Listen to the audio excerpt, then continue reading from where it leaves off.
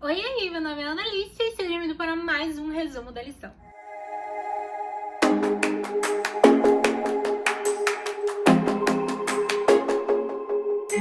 Nós já estamos na lição 5 e hoje nós vamos falar sobre as boas novas do juízo. O que parece um grande paradoxo quando a gente pensa no juízo humano, mas que tem todo sentido quando é colocado no juízo correto, que é o de Deus.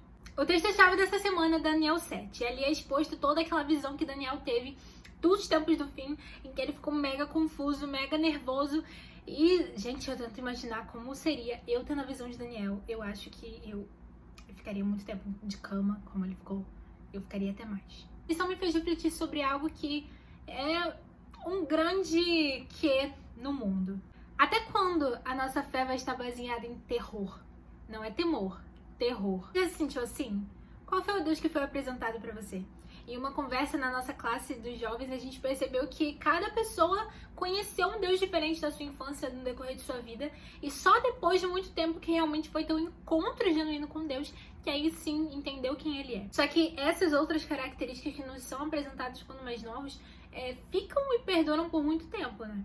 Por exemplo, tem pessoas que conheceram a Deus como o senhor da mão pesada. Se você mexesse naquele brinquedo e você mentisse, Deus ia pesar a mão sobre você e aí já era. Imagina você falando isso pra uma criança. Imagina.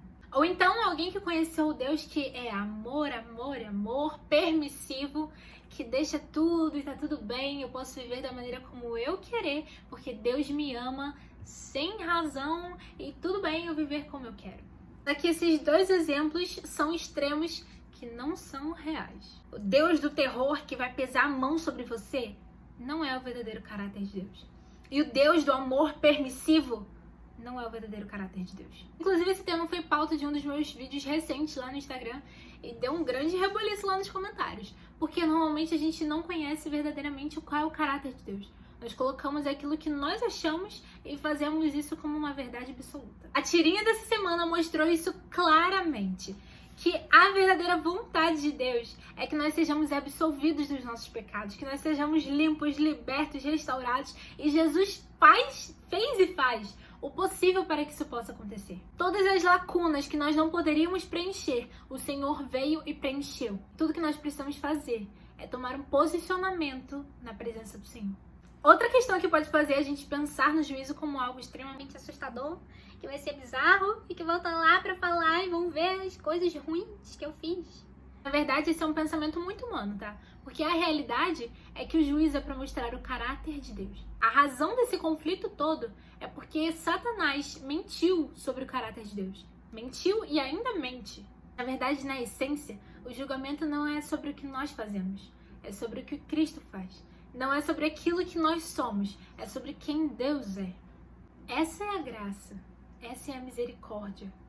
Nós não somos capazes de nos salvar. E quando Cristo veio e morreu por mim e por você, Ele mostrou que se importa. Ele mostrou o verdadeiro caráter dele. Esse é o caráter de Deus. Nada do que a gente faz pode nos salvar. Tudo que nós fazemos são frutos produzidos pelo Espírito Santo através da nossa vida. Então significa que as coisas boas que nós fazemos nem é de nós mesmos, vem do Senhor. Desagarra sua mente dessa mentira, ok? O amor de Deus não é um amor qualquer. Não é um amor permissivo. É um amor com princípios e é um amor infinitamente maior do que a gente pode compreender. Daniel e Apocalipse mostram os acontecimentos que já passaram e os que ainda vão acontecer. No meio de toda essa confusão, Deus não nos deixou sem luz. Deus nos deu um guia, um salvador, um passo a passo. Deus nos deu uma luz, a palavra dele, tudo completinho para que a gente pudesse ter um direcionar. E melhor que tudo, Ele está conosco a cada passo. O que é bem diferente da realidade espalhada por esse mundo. Que Ele vai ficar raivoso com você se você não escolher estar ao lado dele. E Ele vai te lançar num lago de fogo, enxofre e vários negócios porque você não escolheu. Isso é o que Satanás quer que você acredite. Mas a realidade é que Deus deseja te salvar, senão por que cargas d'água Jesus viria para essa terra? E Ele nos dá a escolha. Antes de conhecer a Cristo, nós andamos numa escuridão que nós nem percebemos. Parece que o pecado é a única escolha que nós podemos fazer. Parece que errar tá no nosso DNA e é impossível fazer qualquer outra coisa. Eu vivo essa luta, você vive essa luta, todos nós vivemos. que parece que a gente nunca vai conseguir se desprender daquelas coisas ruins que nos agarram e nos prendem. Mas foi para isso que Jesus veio também. Ele quer nos libertar de nós mesmos. Por um só homem, o pecado caiu sobre a humanidade. Mas por um só homem, a graça superabundou o pecado. Por Cristo que nós podemos ter uma escolha.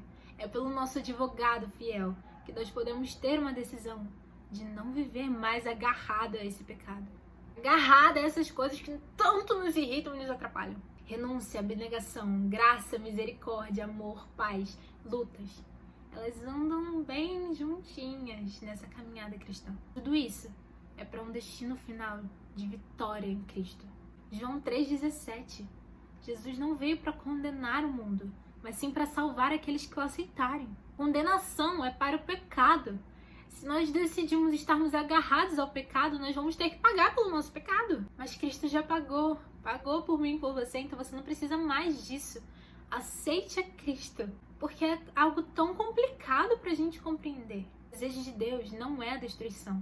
O desejo de Deus é que todos os seus filhos conheçam o seu caráter, conheçam quem Ele é e sejam salvos por Ele. A missão de Jesus foi essa. E isso significa que agora podemos viver da maneira como quisermos, porque Deus deseja me salvar de qualquer forma? Não! Significa que em resposta a esse amor nós vamos nos agarrar à videira e produzir frutos para a glória de Deus. Vou ler um pequeno texto que ficou gravado pra mim e realmente diz muito. Inclusive ele tá todo marcadinho.